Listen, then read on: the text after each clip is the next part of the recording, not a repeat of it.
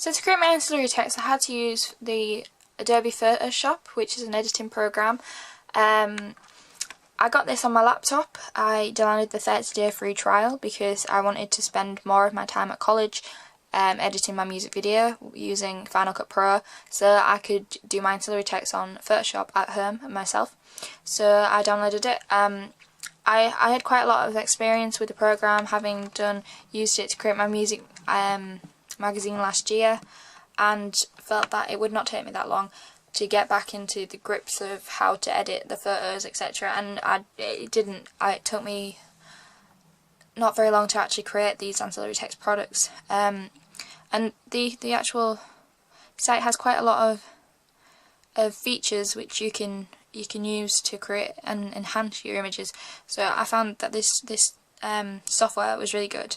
I'm going to show you some of the features and tools I've used on this image of my main character, Jack. So if it's full screen, you can see it really well. So this is the original image. There's lots of tools on this sidebar that I can use. There is the quick selection tool, which I used quite a lot. There's the crop tool, the eyedropper, the spot healing brush tool, the brush tool, the clone stamp, history brush tool, eraser tool, paint bucket tool, sharpen, dodge, and there's like stuff like text, etc. So these are all really handy tools, and I'll show you how I've used some of them in my own products. So I use the quick selection tool on sometimes to get rid of the background, so you can quickly highlight, arrange the background. Here I've obviously gone a bit too over and gone around his head, but you can use the minus button to go back again and go back to the one you wanted it to be at.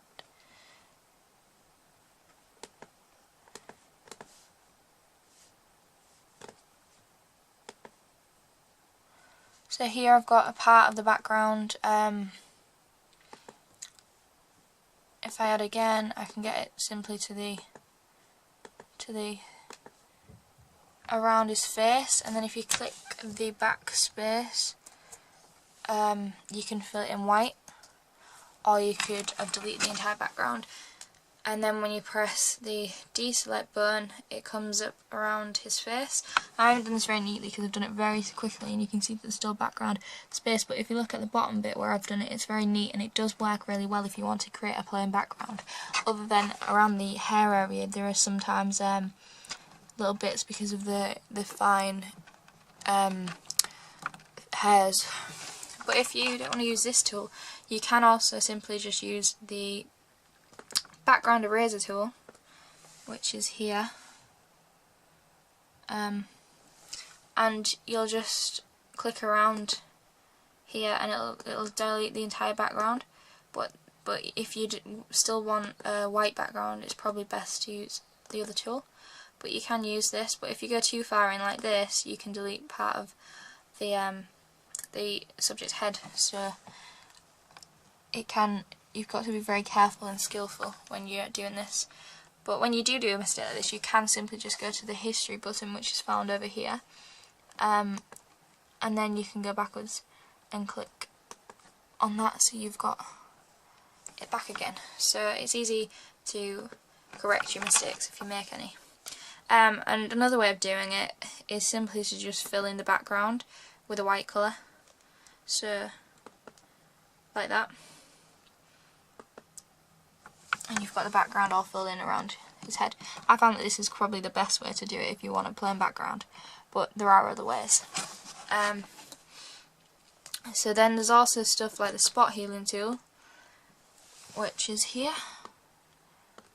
I've used this on certain areas of his face. If I zoom in, you can see that he has a slight bruise on his neck, so I used the spot healing tool to just go over it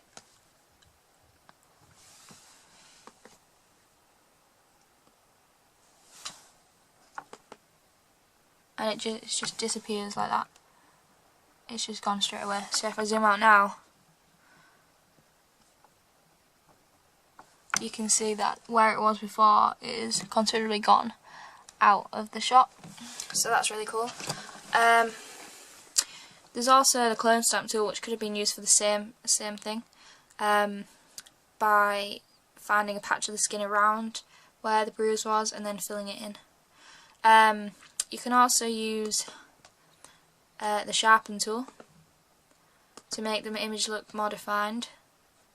So if you just go over the bits you want, so you can make the brush really big so you can do it all in one, but it just helps to make the image look better and clearer than before.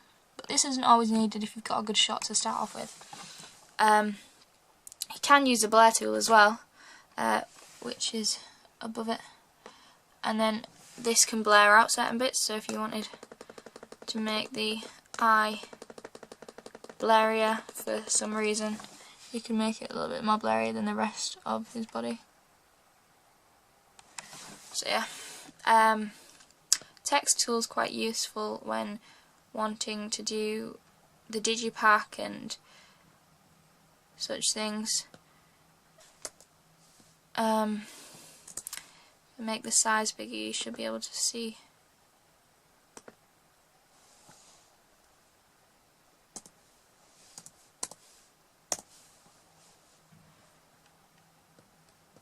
So I've just wrote the subject's name. Yeah, and you can change the text by going up to this section here and choosing what you want to. So for example that, and then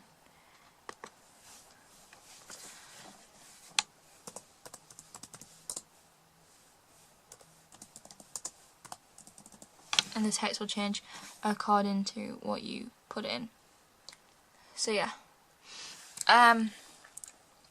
you also have the ability to crop the image. So if you wanted the image to be all on Jack, you could do it like that, and you've got just Jack and it's totally focused on him. But for purposes of digipack and stuff, this probably wouldn't work because the size frame of the Photoshop would not be correct. So these are most of the tools that I've used on this side, but I have also gone to things like image at the top, which is here, and gone on adjustments and changed the brightness and contrast of the image.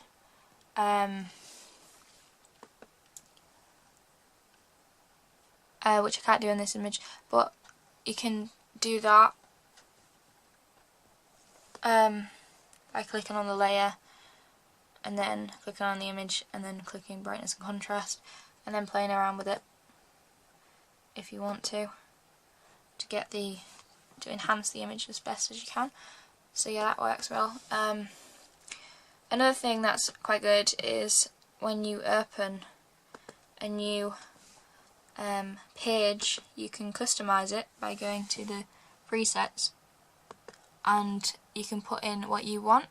So this is already set on the spine, which I made, and if you click it'll come up as the size of the spine, but you can preset it to whatever you would like. So I've done it to the back cover and front cover, etc. on previous ones.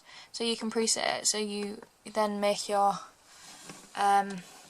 product around it and then put it on the digipack template that is given and make the full digipack or whatever. So that's also really cool. You have different layers in this corner, so you can build them up, which is what I did with my front cover image, which I can show you.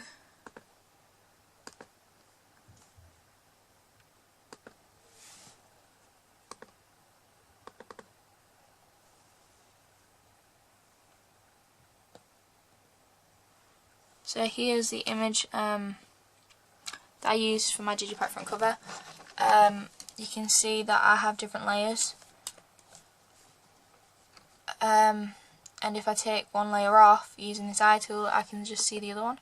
So I've taken Kate off and we've simply got Jack, but then I put Kate back on, and to make the overlay effect that I have used, I went to the fill and put 50% on this so that they both look quite bad, but I didn't do anything to Jack's where he was full, but because of the overlay of the other one it has enough impact on his.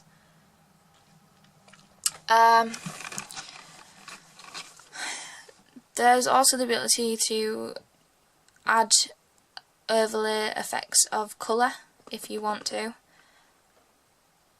but I didn't do this because I like the simplicity of using the white colour.